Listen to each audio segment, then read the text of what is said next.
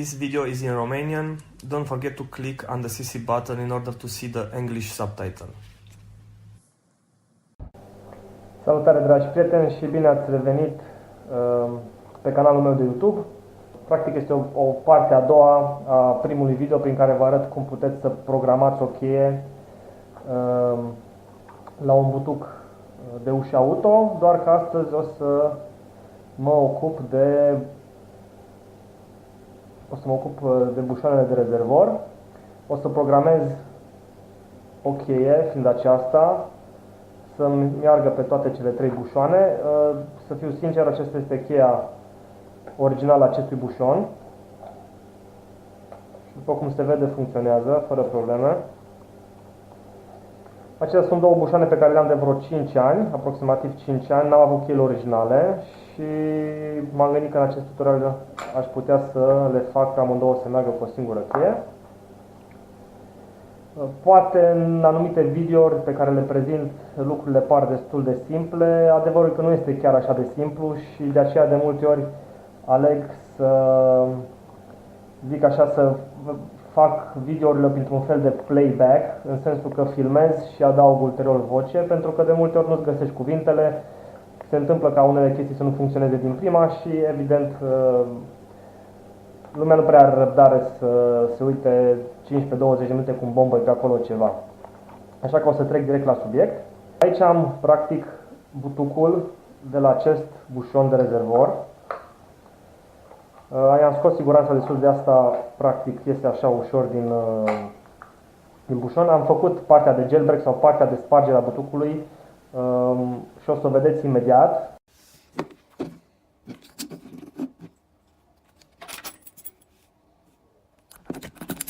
O să prezint metoda care, din punctul meu de vedere, este cea mai simplă și ușor de aplicat. Aveți nevoie doar de o cheie care să intre în butuc, chiar dacă nu este cheia originală. Este nevoie și de puțină imaginație. În cazul de față, folosesc un UPS pentru a desface acest butuc.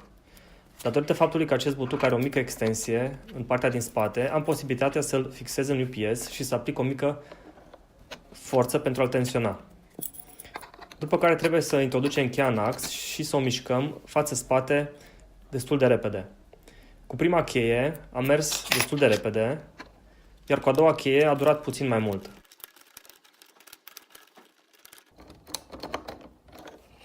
Acest pas este necesar pentru a scoate axul din butuc.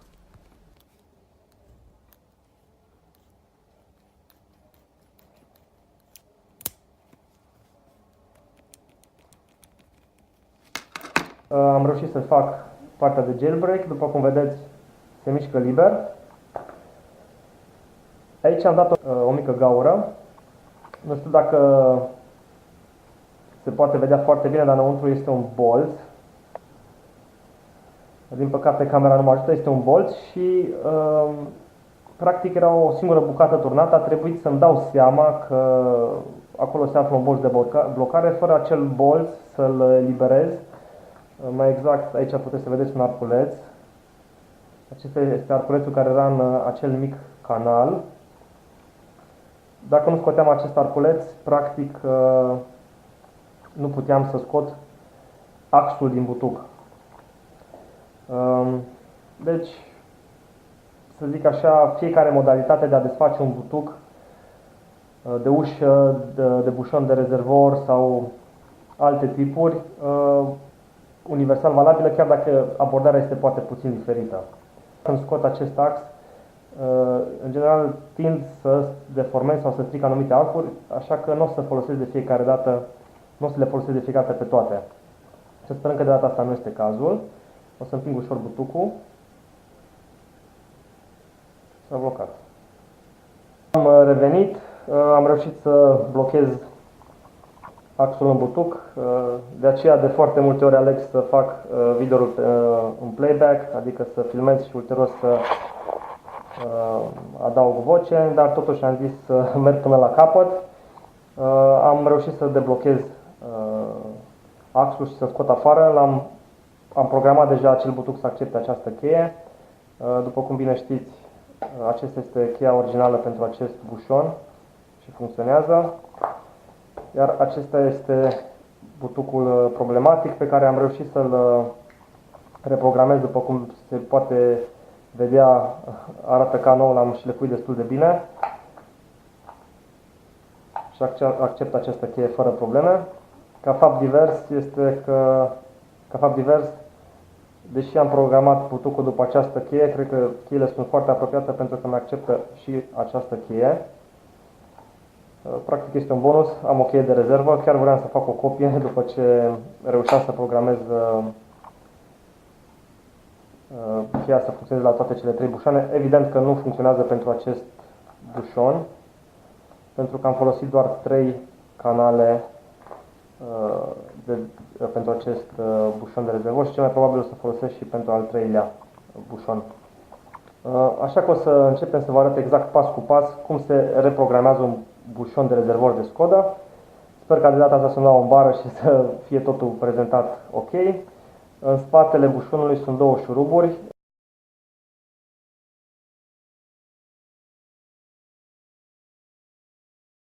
După ce am îndepărtat șuruburile, o să iasă partea din spate a bușonului, care este aceasta.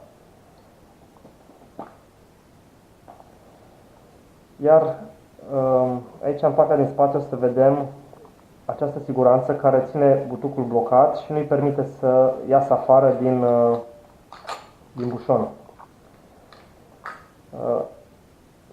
Nu o să îndrept această siguranță și o să scot butucul afară pentru că este din alamă și sunt șanse foarte mari să o rup.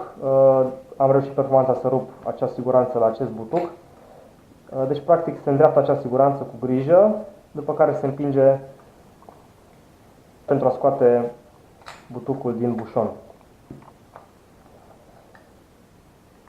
Acest butuc nu are siguranța. Am reușit să fac partea de jailbreak și la acest butuc. De menționat că dacă ați văzut prima parte, o să știți foarte bine de acel bolt de blocare care blochează butucul să iasă afară. Ei bine, la acest tip de butuc trebuie să dați o gaură. Nu s-a văzut. Practic a trebuit să ghicesc că se află un bolt de blocare, dar după cum bine vedeți am tras o dungă cu marker ca să aproximez zona în care trebuie să dau gaura. Mi se pare că am folosit burghiul de 2,5, dacă nu mă înșel. Butucul este deblocat. Vă spuneam înainte că este o singură poziție prin care acesta iasă afară. Acea poziție este în momentul în care această parte a butucului este aliniată cu partea de jos în care se află arculețele care împing bolțurile în ax. O să pun cheile deoparte pentru că o să sară cel mai probabil arculețele și bolțurile afară. O să împing ușor afară axul și, după cum bine vedeți, au ieșit toate bolțurile și toate arculețele din ax. Mai este un arculeț aici mic. Și sunt 4 la număr. Arculețul de la bolțul de blocare din spate am reușit să-l blochez. Acesta este canalul. Am reușit să-l rup, pardon. Nu mai pot să-l folosesc. Cel mai probabil o să folosesc tot așa 3 bolțuri și 3 arculețe, iar un arculeț o să-l folosesc în spate pentru bolțul de blocare. Acesta este canalul a bolțului de blocare. În momentul în care încercați să scoateți axul, să zicem, practic eu l-am scos în poziția aceasta. Dacă încercați să scoateți invers, adică în poziția aceasta, să zic așa, următorul arculeț după bolț o să intre în acest canal și o să blocheze axul, lucru pe care l-am făcut înainte. Pentru că ați văzut deja care este procedura pentru a programa cheia și mai exact se introduce cheia în ax și încercăm cu bolțurile pe rând să vedem care se aliniază la nivel. Nu o să vă plictisesc cu această procedură, o să fie pe fast forward.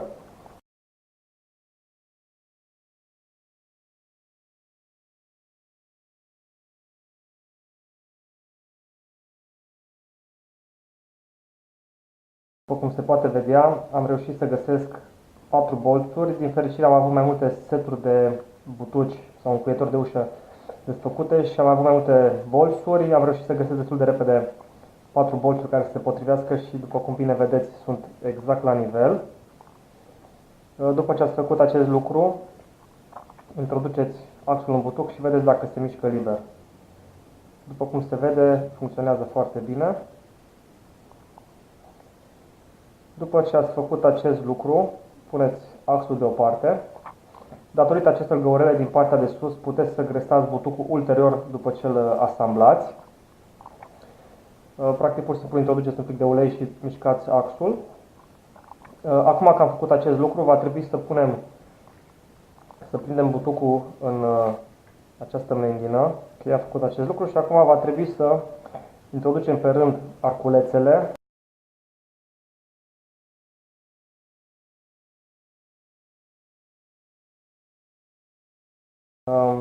Acum că am introdus toate arculețele și o să încerc să vă arăt, sper să se vadă pe cameră, nu este o cameră de precizie. Se pot vedea toate arculețele pe fiecare canal, am completat toate cele 5 canale cu arculețe. Iar acum urmează să punem pe rând aceste mici păhărele deasupra arculețelor. Acestea împing practic bolțurile din ax mai sus și în acest fel blochează butucul. Trebuie să fie 4 la număr. Am scos pe toate 4 și mai este bolțul de blocare care vine în partea din spate. Va trebui să așez pe rând în fiecare păhărel, după care să împing axul în butuc. Am reușit să așez primul bolț, îl apăs pe arculeț și introduc axul cât să treacă de acesta.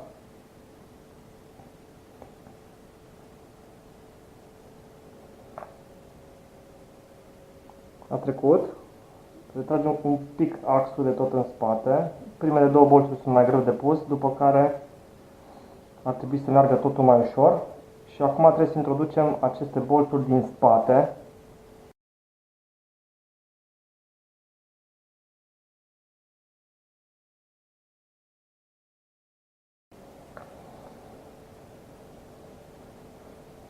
Și am introdus axul în butuc. Acum este foarte important să nu rotiți cheia în direcția opusă. Bolțurile din ax se află în această poziție, iar în această parte se află partea liberă din ax prin care intră cheia. Dacă rotiți invers, o să blocați tot axul. Va trebui să rotim în partea aceasta ca să așeze toate bolțurile. O să se audă un mic click în momentul în care toate arculețele împing bolțurile în ax.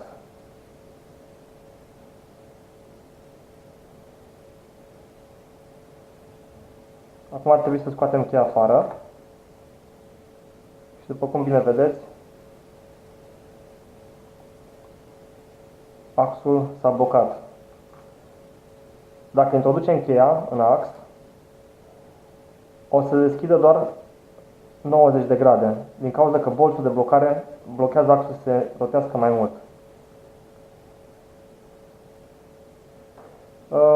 Procedura este similară și la alte mașini, trebuie doar să vă adaptați în funcție de butuc și ceea ce o să vedeți la fața locului.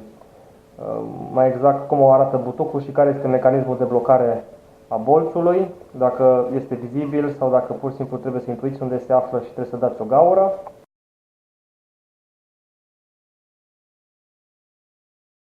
O să fac o demonstrație. Cheia originală a acestui bușon funcționează pe primul bușon, funcționează și pe cel de-al doilea bușon. Acesta nu are siguranța și va trebui să țin un pic de el de jos ca să nu iasă afară. Funcționează și pe al treilea bușon. După cum bine vedeți, v-am arătat cum puteți programa o cheie să fie acceptată de niște încuietori de uși sau de niște butuci. Vă mulțumesc! Dacă v-a plăcut ce v-am arătat, nu uitați să dați like și subscribe la canalul meu de YouTube. Numai bine, ne vedem data viitoare!